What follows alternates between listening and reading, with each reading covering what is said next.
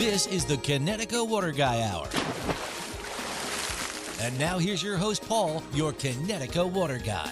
Hi, I'm Paul, your Connecticut Water Guy, and welcome back to the Water Guy Show. Today is episode 3, pretty exciting. We've got Ethan in the studio here today. Yes, sir. Awesome.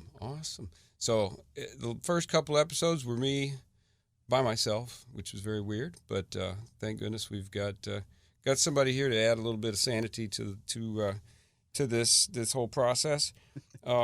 So today is a really, really exciting one because we were going to go a different direction, and then earlier this week we had a couple of things happen with the business and some customers that made me realize that we really need to talk about pathogens in water. And last week's episode we talked about drinking water, and we kind of briefly touched on some of the things that could be in there. And then we had a few. Well, let me back up here. I don't want to scare or lose anybody that may be listening to the show that's on quote-unquote city water, water that comes in all chlorinated, because most of you are probably thinking, oh, well, pathogens, that's the living stuff, the viruses, the bacteria, the parasites. That doesn't apply to me because I've got chlorinated city water. This is only for the folks that have bad water, water from wells and things like that. And right off the get-go, I just wanted to throw out there so that we don't lose anyone that the U.S. had the largest waterborne parasitic outbreak in history in 1993 up in Milwaukee, Wisconsin. They actually... I remember about that. Yeah, I remember reading about that later. Yeah, that was crazy. It was Milwaukee, and it was actually a parasite known as Cryptosporidium, or crypto for short. Actually, long story short, it was due to ineffective filtration of their drinking water system. And the long and the short of it is that by the time it was all resolved, 403,000 people got affected by this, and 69 people died. So, yeah, that was back in 93. That was not that long ago. That's 30 years ago. So, yeah, that's one of those things. If you think it can't happen to you, well, just remember Milwaukee. So I want to throw that out there right at the very beginning. But yes, this is the Connecticut Advanced Water Systems office over in office is over off 805 East 9 Mile Road over there by the Richmond Airport.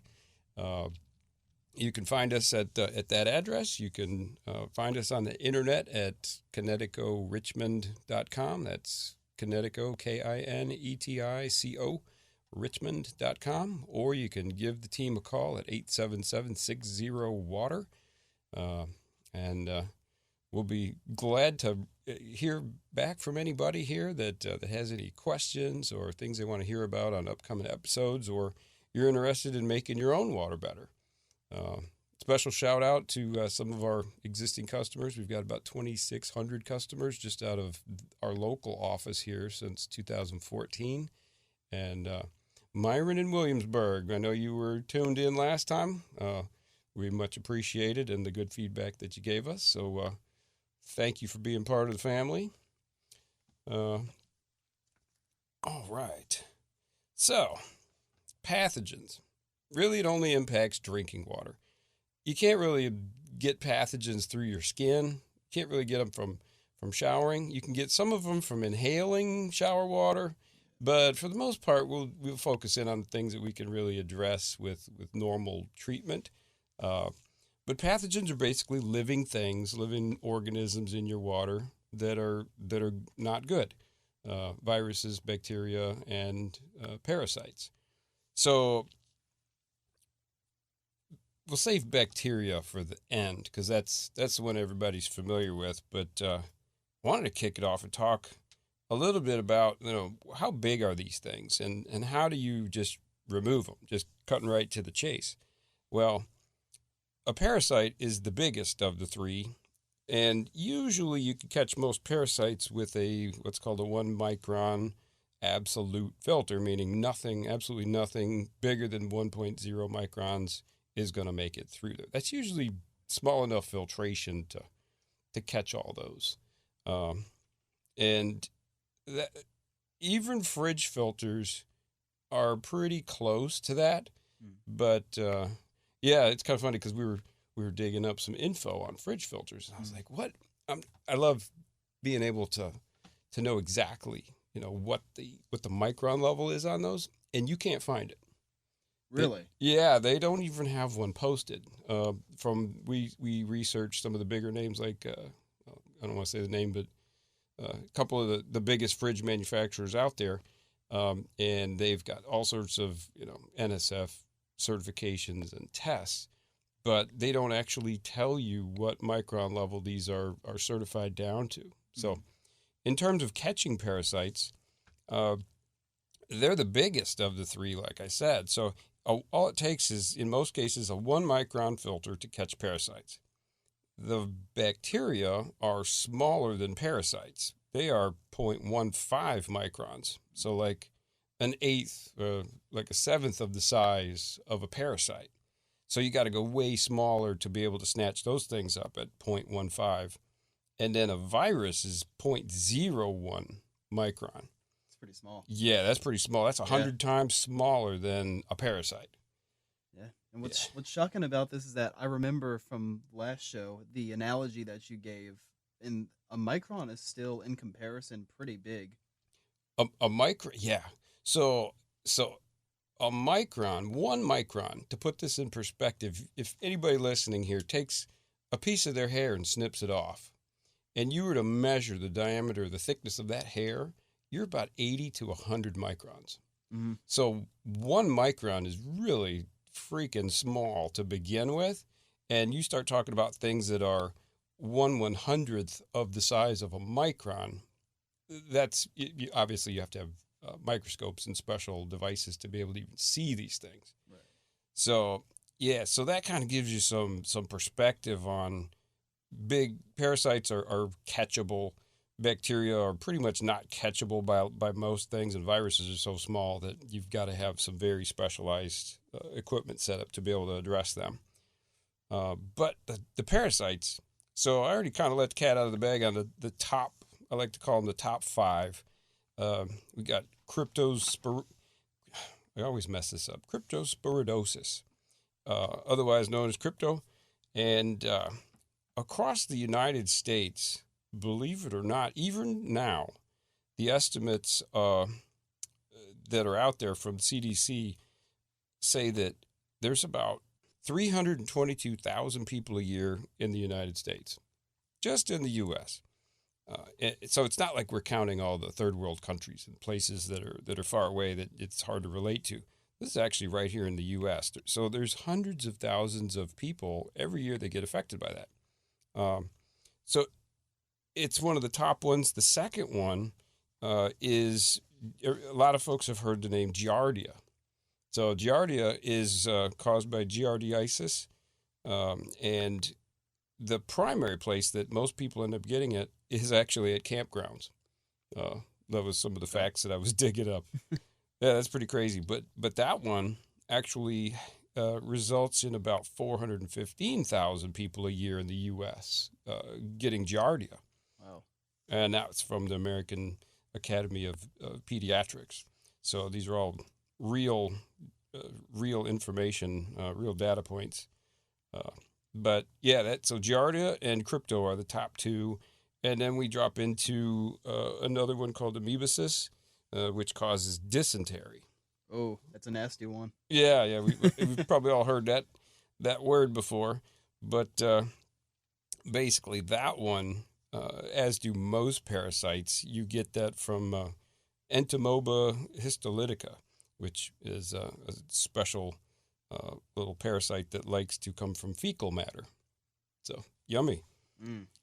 And then we have another one, number 4, comes in, the guinea worm. And that one, you get that from drinking water that's been infected with the Draconoculus medinensis. And basically, once you get that, you get sores and scabs and things all over you. And then, yeah, that just goes downhill from there. But if anybody touches or those scabs get into the water supply, you spread it out to somebody else. Oh.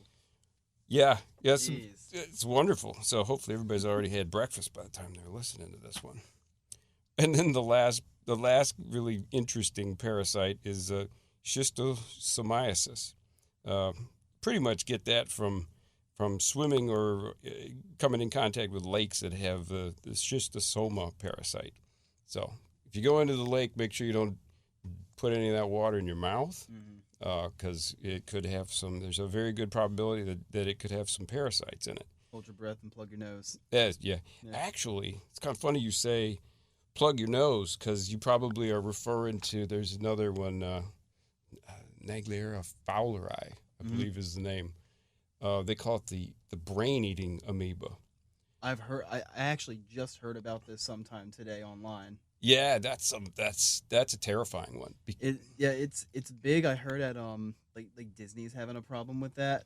Like if you get some of the water in your mouth. Yeah, and the funny thing, one of the weird, odd facts, not really funny, hysterical funny, but funny, just weird. Just odd. You can take water that's been infected with this amoeba, and you can drink it, and it won't hurt you. But if that water gets in your nose, it goes in through your sinuses into the brain. And that's how it gets you? That's how it gets you. And It's got like if you get it, you 97, I think it is, 97% mortality rate. So there's pretty much no cure once you get it. You're just pretty much done for. But so it's okay to drink the water, but if it goes down the wrong pipe and you cough, you could have a big problem. It's just so weird that you can only get certain things certain ways. But water. That's why I've devoted my life to water, because it's just so doggone interesting. So when we were first talking, I mentioned a little bit about fridge filters. So a lot of folks think that their water's great because it goes through the fridge filter and it's got certifications. And those are great for a lot of things. But, for example, since we're on parasites, so parasites reproduce by, in a lot of cases, by cysts, which is basically just little eggs of these parasites, and these eggs get into the host somehow. So basically, you don't want a cyst to get inside your body, because that's how these things hatch out like little aliens. And if you're going to go ahead and try to certify against cysts, which is what some of these filters have done, they have a little special little hash mark next to that certification, because they really want you to look at it.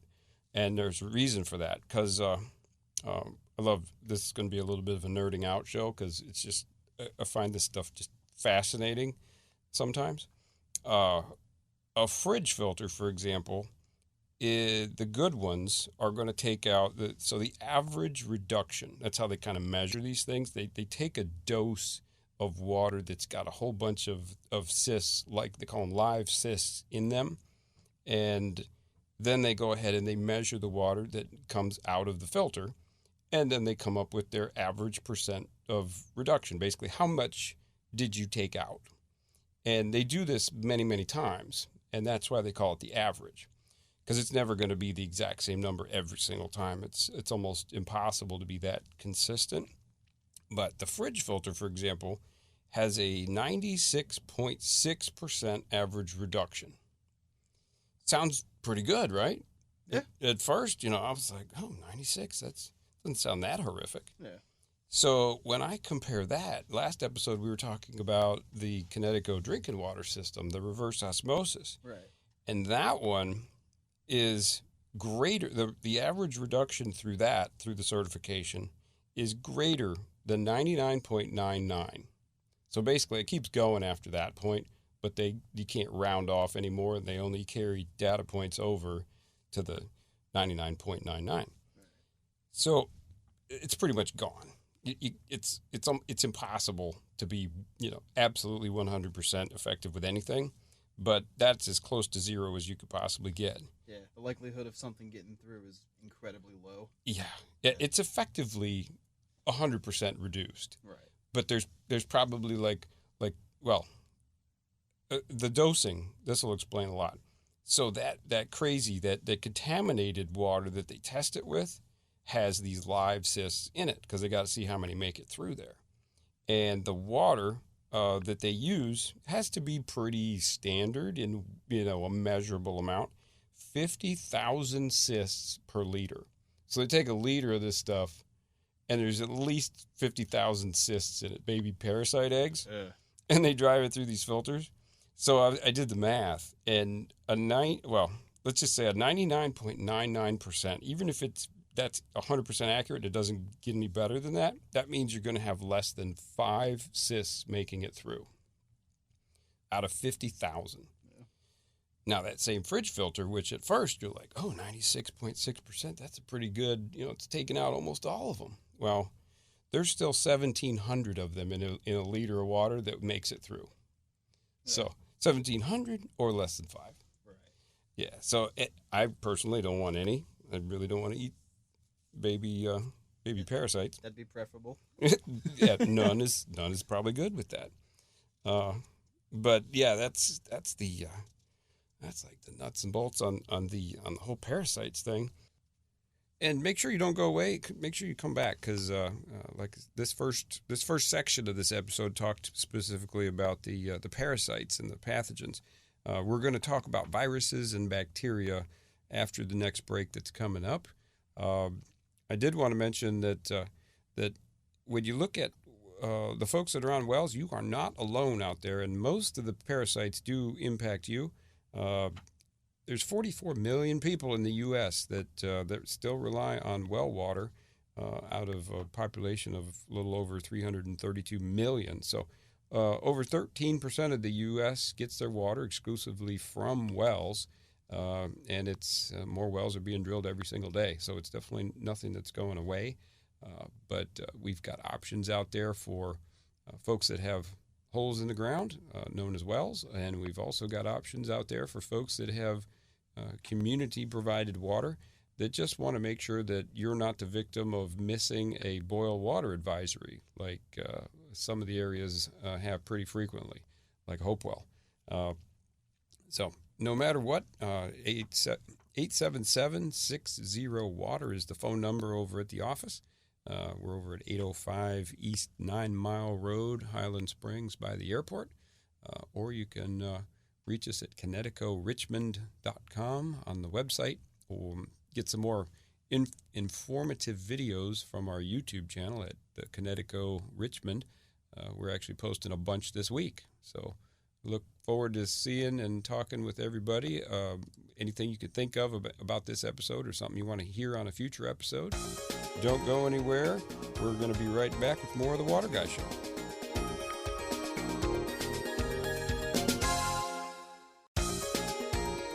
Welcome back. In case you've just tuned in, this is the Water Guy Show, and I'm Paul, your Connecticut Water Guy. And I'm Ethan. I'm the recording engineer here. I'm kind of chatting with Paul a little bit while he's going all biologist on me today. Yeah, today's a little interesting. Hopefully we don't turn some people's stomachs, because we're talking about, in the last episode specifically, we were talking about pathogens in your water, and that does apply to mainly wells, but it also applies to the folks that are on city water, county water. We used a little example about Milwaukee, Wisconsin, back in '93, had an outbreak of cryptosporidium where it affected 403,000 people and 69 people died. So, yeah, you don't want to you don't want to assume that everything is good and then find out when you're laying in the hospital. Yeah. So in this episode, we're going to talk about viruses. So the virus is the smallest of the pathogens. They're much, much smaller than parasites and 15 times smaller than the smallest bacteria in most cases. So they're really, really tiny things. They are 0.01 micron, so 100th of a micron. And most fridge filters aren't consistently even 1 micron, like we talked about before. So viruses, some people may have heard of some of the more famous ones, like Legionnaires. It's just got just one of those unique names that if you hear it, you kind of don't forget. But Legionnaires is kind of a weird one. It can get into the water from different sources, like drinking fountains and things like that. But it's had some. There was just some really weird facts up in Minnesota, for example, between 2009 and 2018, a 9-year period. They had 3 outbreaks up there of Legionnaire's disease.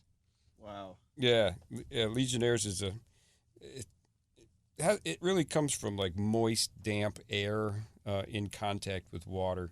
A lot of HVAC, like air conditioning systems, are there's a lot of scrutiny on those because that's like a breeding ground for Legionnaires. But it can get into the water, and once it gets into the water, that's no good.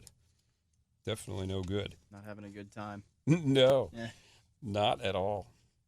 So the got some cool facts here from the World Health Organization. They're pretty good about compiling some good, interesting dinner conversation here. But yeah, so some of the viruses that are most commonly transmitted through water are, all right, I'm going to try to not butcher these. Adenovirus, astrovirus, hepatitis A and E. Ooh. I didn't even know there was an E. Did you? I thought I just stopped at C. Yeah. I've heard A, B, and C, and now all of a sudden I must have missed something because now we're up to E. Ooh. Yeah, so that's a bizarre one because not only have I not heard about it, but there's a 25% mortality rate if a pregnant woman gets hepatitis E. No. That's horrible. Yeah, absolutely. So if nothing else, we're driving a little awareness around this new hepatitis E thing that now has just scared the bejesus out of me. Yeah. So there's also rotavirus. They come up with the coolest names for these things. Norovirus, that's actually one of the more common, like the one that causes the most amount of cases. But then there's all these other ones, calciviruses, enteroviruses, and 2 of those they're polioviruses, which I'm sure a lot of folks have heard really? heard of polio. Yeah, that's a terrifying thing. That's a nasty one. Very nasty. Yeah. And there's another one that Coxsackie viruses. Yes, I'm not going to say that one twice. Mm-hmm. But it's a scientific name. It's a scientific name, and I triple checked my pronunciation. Yes. But it's one of those, you do not want that one. Yeah. So in most cases, the viruses, like if you go to the doctor and you're not feeling well, if you have a virus, they're usually going to say, it's a virus. It's got to run its course. There's not really much we can do for it. But in some cases, those running its course is not very fun. Oh, yeah. Yeah, most of them cause gastroenteritis, which is just a fancy name for, when you have abdominal cramps and vomiting and fever. But I didn't even really realize it until we were really digging and doing a lot of research, trying to come up with some cool stuff to share, that a lot of these can actually cause way more severe illnesses like encephalitis, meningitis, myocarditis. You can get that one from the enteroviruses, apparently. You don't want that, no. Oh, yeah, no. That's something with your heart. And this next one just terrified me. Cancer from the polyomavirus, which is one of those that's in the water. And then, like I said, that hepatitis A and E. Yeah, hepatitis is something that you don't joke around with. Yeah. No, that's a virus that you can't just let it run its course. No, you don't. And so hopefully we haven't grossed most of our viewing or listening audience out. But this is important stuff because it can impact you. And I like to, when I'm out, I'm pretty much one of the hands-on people. I don't like sitting in the office and just relying 100% on my team to go do all the good fun stuff. So I like to get out in the field as much as I can.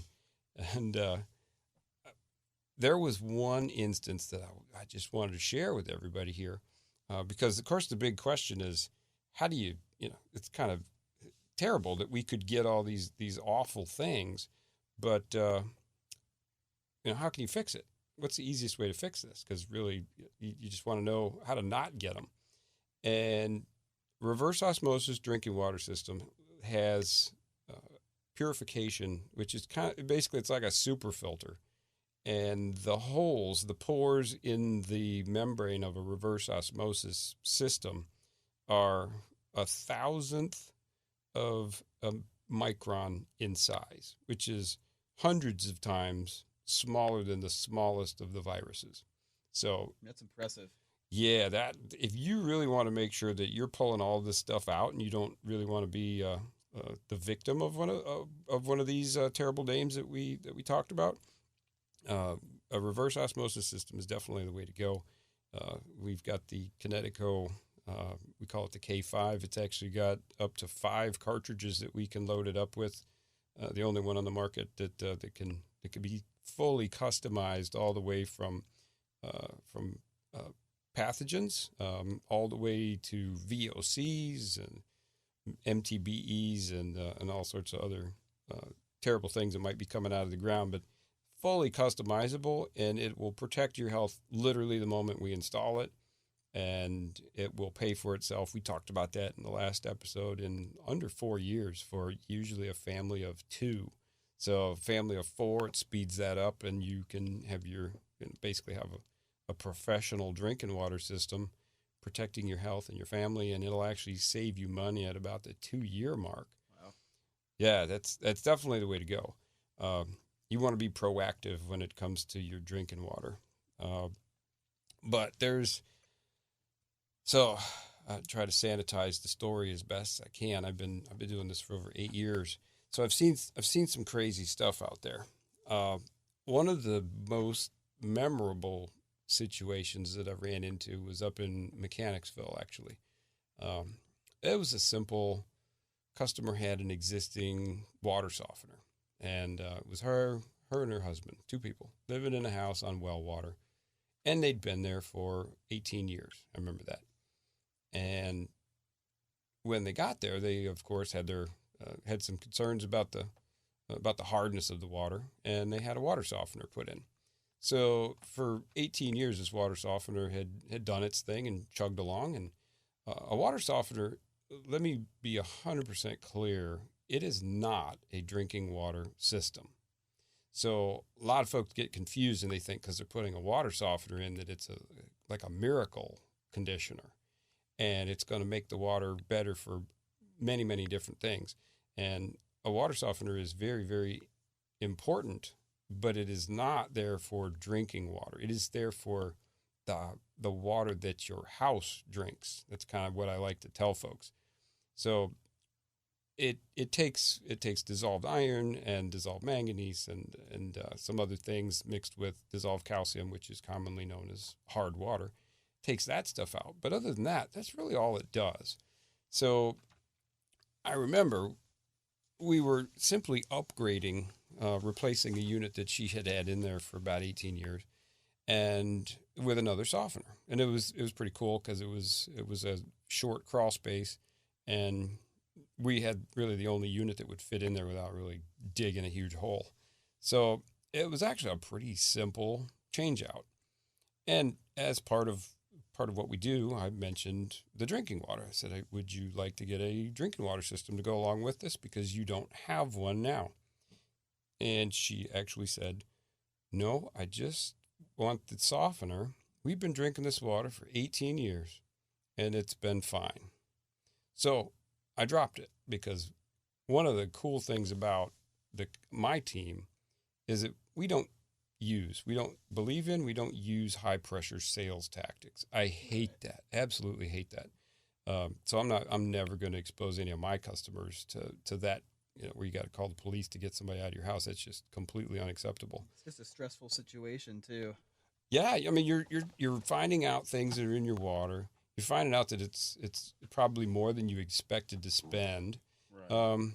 And then, the last thing you need is somebody in there badgering you, trying to get a quick decision, or doing those those games where they they call the office and find out what the best deal they can get is. Mm-hmm. That's really how this industry it works. And of course, if you work for those other companies and you're listening to this show, you're cursing me right now because I'm talking about what really goes on behind the scenes in most areas. So back to the lady, she said, "No thanks, I don't want drinking water. I've been fine for 18 years, so I dropped it." So fast forward, overjoyed, put a new softener in. She was just super happy. And about 4 years go by, and we get a call in the office, and it was her, and she was actually requesting a service visit just to check on the softener and make sure that it was good. And I happened to hear the call, and I remembered her for some reason. I can't even remember my wife's anniversary or birthday, but I remembered her voice. So that's the whole separate conversation that she's going to have with me later. Say tread lightly. Yeah, yeah. So I remembered her, and I could tell that her voice sounded a little stressed.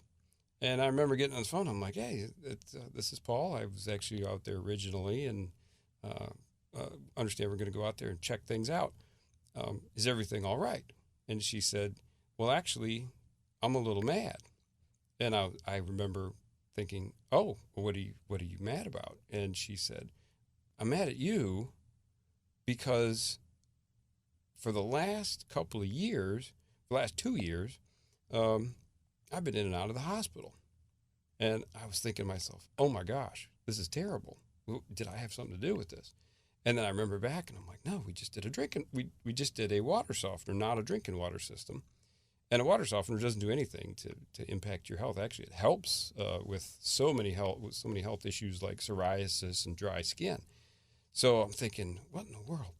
And she said, "Yeah, I've been in and out of the hospital, and they figured out that there was a bacteria coming in from my well." And I'm thinking to myself, "Oh my gosh, this is terrible." And I remembered her like it was yesterday because there was dogs, and just all these memories were triggering back. And I'm like, but we talked about a drinking water system. And I said, I remember even offering to put one in, unlike the situation that you had before where you didn't have anything. And she says, "Yeah, but you should have made me buy one." And I swear, those were the exact words. "You should have made me buy one." And I'm on the other end of the phone just completely floored, thinking, "Oh my gosh, I've never heard that before in my life." Wow. Yeah. To have a customer make me want to sell them something. And I said, I'm sitting there trying to figure out, did I do something wrong? And I was like, "No, I didn't do anything wrong. I just did what she wanted and was replacing a softener." And I said, "Yeah, we talked about that. And you specifically told me my water's been great for 18 years and never had a problem." And she said, "Yes, but you know better." And that was my aha moment. That was actually where I was like, oh my gosh. So we don't use pressure to sell things, but I do, and my team does know, especially in a situation, well, with any water, but especially wells, that you're basically getting your water out of a hole in the ground. You have no idea what tomorrow may bring in that hole in the ground. And she was the perfect example of somebody that for 20 years at that point was fine. And then all of a sudden, a pathogen started coming in, and it got to the point where it kept her sick for about 1.5 years before they figured out. That's 1.5 years she just basically just lost of her life. Yeah. Being miserable. So, we still refuse to use high pressure sales tactics because that's just not the way to go. So honestly, I tell a lot of my potential customers this story. And I said, "Look, you get to make your own decision, but I'm going to tell you this story, and you're going to understand that, yes, I do know better. I'm not going to pressure you, but you darn sure better put a drinking water system in, because I don't want to ever get a call where I feel, I question my integrity or anything like that. because the last thing I want is for somebody to have negative impact on their health. Right. So that was a long, drawn-out story, but I hope that gets the point across that, your water may be good now, but it may be good for tomorrow. It may be good for 5 years, 10 years, 20 years. But you don't control where the water comes from in that well or from the city. And you want to be proactive, at least with your drinking water. So anyway, wow, that was a long story here. We're going to be taking our quick break here in a second, but wanted to mention again that we are at ConnecticutRichmond.com on the internet. We've got the folks at 877-60-WATER, Monday through Friday, 9:30 to 5:30. I've got chat available with a live person on the website if you want to try to do some chat communication. You can find us and do a little bit more digging around for a lot of informative things on the YouTube channel at Connecticut Richmond and on our website. We're going to be taking our break, and stick around. We're going to be right back with more of the Water Guy Show.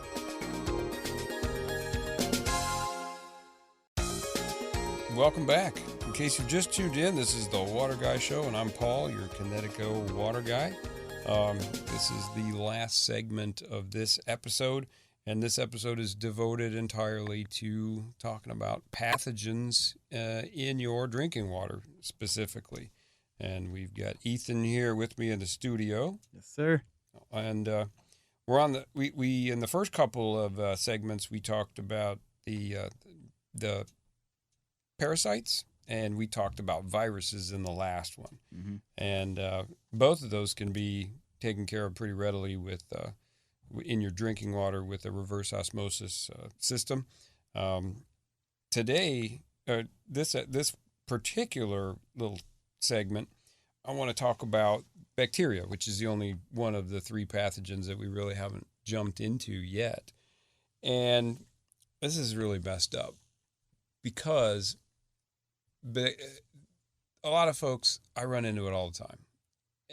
They call in and they're talking about their water is good. They don't have any concerns with bacteria because it was tested.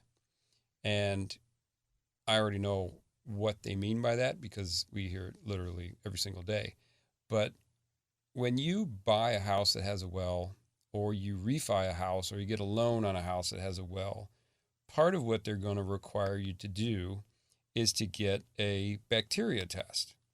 And Ethan's nodding over here because you're going through the same thing. I'm in that boat. Yep. Yep. And here's the funny, not funny thing about the bacteria test is that there's two things that are tested over at the lab. So I'll kind of explain how the whole process works.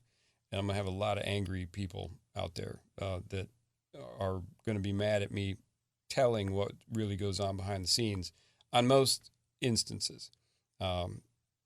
The bacteria test, there's two things that are tested for. They call them PA, which is presence-absence testing. And there's two tests that are run. Now, there's literally probably millions of different types of bacteria that could be out there. You can't test for every single one of them. Mm-hmm. It's physically and financially impossible to do all that. So they've decided to test for the two real common things. So to kind of break it down, one of them is E. coli. Now, a lot of people know E. coli because, you hear there's a recall on lettuce or something from E. coli, everybody's like, ooh, that's a bad one. It's nasty, yeah. Nasty. And E. coli, we see E. coli contamination in about 10% of the wells that we test for. Really? Yeah, it's actually a lot higher than I really would have thought. But yeah, like 1 in 10. Wow. Yeah, and there's probably a lot more folks that have it that aren't aware of it. Mm-hmm. And the reason, you got to kind of wonder, if you live on a well, do you have stomach issues somewhat regularly?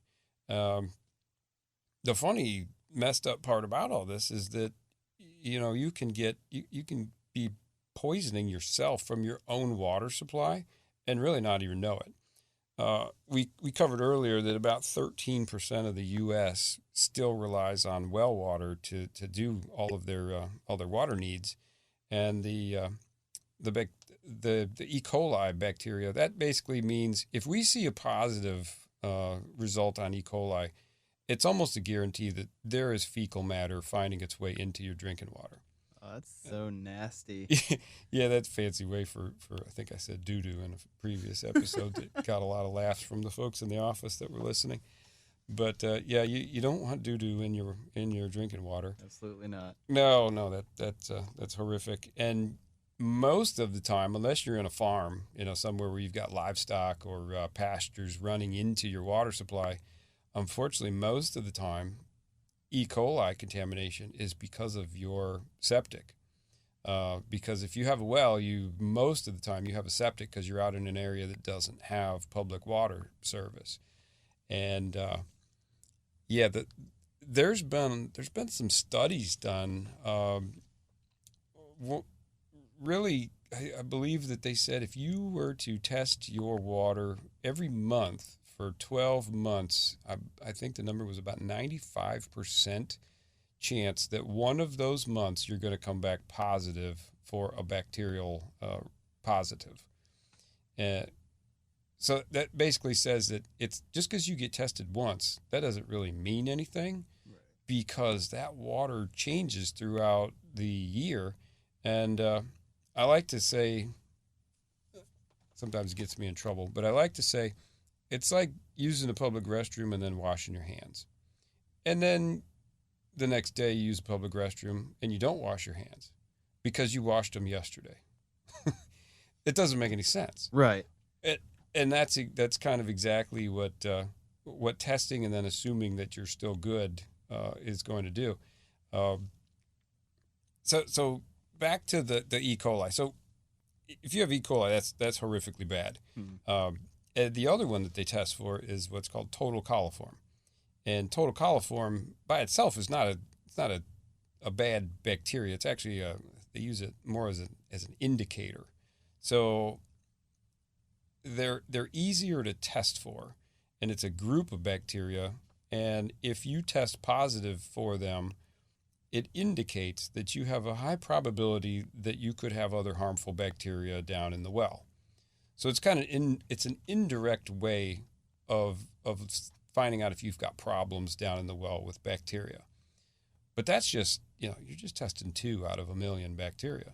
You have no idea what else might be coming up there. Yeah. And most folks, they think, kind of like the hand wash analogy, that, I was tested when I bought the house, so my water's got to be good because it didn't have bacteria then. Mm-hmm. Well, I'm trying to give the sanitized version of this, but I want to get it across because I want people to really know and understand the reality of what they may have. If your water was tested for bacteria, you draw a water sample, and this water sample goes to the lab, and it's a sample that if you're doing this for a loan refi or something, the sample has to be drawn by a third party. Basically, you can't, if you're the homeowner, you can't go out there and put your own water in your own bottle and bring it in because obviously you've got an incentive to cheat that test. There's no way to know if it's an honest test. Right. So they require third-party testing, which is actually what we do as part of our service over there. So if you're on a well and you need third-party testing, definitely give us a call, 877-60-WATER, or you can go on our website and we can kind of walk you through all the nuances with that. But we come on out and we draw we try to sterilize the area that we're going to be drawing the sample from because you don't want to contaminate your own sample. And then we take this special captured amount of water, immediately put it on ice. If you're not immediately putting that sample on ice, that's not good. That is not going to get a valid result. There's a couple of lab. Got to be real careful how I say this, but there's some folks that test water that somehow have a state-certified lab, and they don't require the water to be on ice. So the water goes to the lab, and what they're supposed to do is, they're going to take this fresh water that's been preserved, and they're going to go ahead and they're going to put it in a dish, like a Petri dish. So it's got a food source for bacteria. What they're going to do is they're going to actually try to grow bacteria using that water. And then after 24 to 48 hours, depending on, I guess, a couple different factors, they will look and they're gonna count how many bacteria they see in the sample after it's had a chance to grow. So I'm explaining all this because if you don't have any live bacteria in the sample, they're obviously not going to create a happy family and grow and be counted. And when they're counted, that's when you really know. That's when they come back with the positive. They don't say negative, they say absent. That's just another one of those kind of legal disclaimer things. But if you don't start off with healthy, normal bacteria, it's very difficult to get an accurate test because they're probably not going to turn into a family that they should.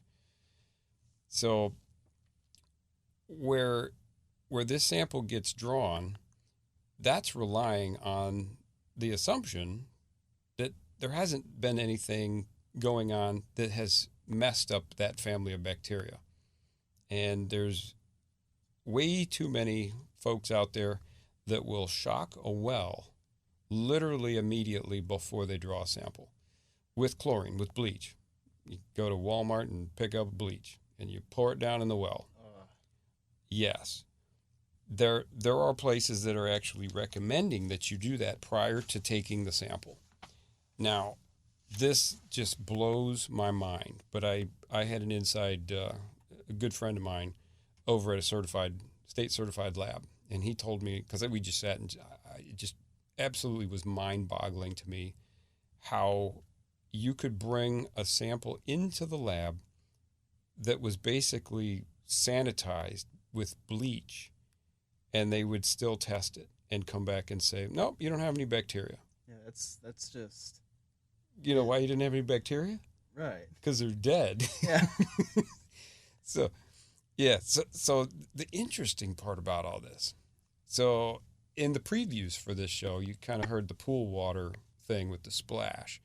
When you're in a pool, and don't worry, this will all make sense in a second. When you're in a pool, pools are nasty, so they have to go ahead and add chlorine to the pool to be able to keep it safe and sanitary for everybody. So in a pool, typically you have a chlorine level that they want to keep somewhere between roughly 1 and 4. If you're below 1, you don't have enough chlorine to actually keep everything sanitized. And if you go over 4, you've got some serious health impacts that you're looking at. So that's important because the amount of chlorine that can be in a sample that gets submitted is roughly 15 parts per million. So the max of a pool is 4. So you can almost be 4 times higher than a pool with your chlorine content before it's going to get flagged and rejected. That's the part that blows my mind. So a lot of times you're drinking a pool. Well, if it's flagged like that. Well, it's the bacterial sample. So if you bleach, if you shock the well, you're pouring poison, which is what it is. You drink bleach. It says right on the bottle, contact poison control. Yeah. So bleach is a poison. So somebody is pouring bleach in the well. Mm-hmm. They're dosing it with such levels of chlorine that you can be almost 4 times higher than the max of a swimming pool. Right. And the lab will still accept it in Virginia. Jeez. Yes. Wow. Yeah, it just blows my mind. So I'm like, well, what do you think's going to happen when you're at 4 parts, 5 parts, 10 parts, 12? By then, all your bacteria that you're trying to culture have been zapped. Right. They're dead because they can't live in anything like between 1 and 4 is enough to kill them. Right. And you're talking about levels that are 3-4 times higher than that. So it's the hand wash analogy. I don't have bacteria in my well because it was tested and they were all zapped. Well, give it 30 days, many times less than that. But even if you give it a month, by that point, the poison, the bleach that's been down in the well has had a chance to run its course, and now it's no longer in the well, it's no longer in the house. And if anybody really thinks that they've eliminated the bacteria by just pouring it down in a bucket, which is kind of what the well is, you're fooling yourself, because the bacteria, you're not going to fix the problem by just covering up one of the symptoms. So if you're relying on your bacteria test to comfort you and make you think that you don't have bacteria in your well, you definitely need to think again and have a sample drawn by somebody that's not going to, they're not going to shock your well. They're not going to go in there and kill all these bacteria and then charge you all this money to bring the sample to the lab, only to find out that your bacteria are dead and you don't have an active culture. They do that mainly because nobody wants to derail a refi. Nobody wants to derail the sale of a house. There's a lot of reasons why that happens, but I would just caution everybody that is a new homeowner to go ahead and have your water retested, because hopefully this scared the heck out of enough folks that really didn't understand how that worked, that you don't rely on one test. It's actually recommended that you test at least annually. The local municipality tests every single day, to put it in perspective. So they test 365 times a year. I think the minimum is like 200 in a lot of municipal or community water situations. But yeah, that the whole bacteria thing is crazy. Yeah. So we talked about physically taking these things out using reverse osmosis, but I did skip over one of the more common things that we do is ultraviolet. I've actually got a customer that I was out at yesterday. Yeah, I was out there yesterday, and he's getting installed in a couple of days here. He had an ultraviolet, which ultraviolet basically it was in this guy. He won't mind me talking about it because I won't give any details out, but he called me out because he couldn't get this thing to stop beeping. Well, the long and the short of it is this UV system was it's designed to have a special light in it that, as these pathogens, things with DNA, basically if they're alive, they've got DNA, as they're passing through a special chamber, this ultraviolet light zaps them, doesn't kill them, it sterilizes them. It keeps them from being able to reproduce. So it's super important for viruses and bacteria, because one bacteria, it's not going to hurt you. It's when that one bacteria gets into your system and goes ahead and becomes, 2, 10, a million, and then you're overrun with bacteria. Starts multiplying. Exactly. Yeah. So that's why we use ultraviolet to go ahead and actually, zap them so they can't reproduce, and then they just get in you and they die pretty quickly, actually. So that is another method of treatment for the whole house, and we do recommend that with somebody that has E. coli, which we mentioned at the beginning of this segment. So if you got E. coli, yeah, we definitely want to go ahead and consider a UV for your whole house, and also reverse osmosis for the dedicated drinking water. And we've got special discounts for those that are loyal enough to get all the way to the end of the show here. Call up and mention Paul at Boomtown, said 10% off, and we'll go ahead and do a K5 drinking water station for you. 877-609-2837. That's 877-60-WATER or ConnecticutRichmond.com.